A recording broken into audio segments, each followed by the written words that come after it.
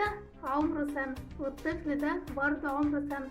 الطفل ده عنده تأخر في التسنين، لكن الطفل ده ما شاء الله سنانه وضروسه طالعة في موعدها مظبوط وما عندوش تأخير في التسنين.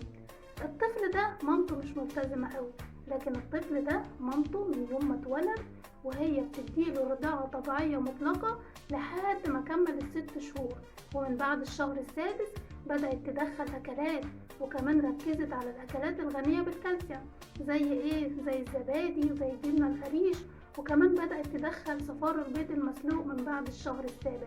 الأم دي ملتزمة جدا، علشان كده طفلها ما عندوش تأخر في التسنين، وكمان ما عندوش تأخر في التطور الحركي. الطفل ده دلوقتي بدأ يقف متسند على الكراسي، وكمان شهرين إن شاء الله هيبدأ يمشي، لكن الطفل ده لسه مش عارف يزحف، وكمان عنده تأخر في التسنين.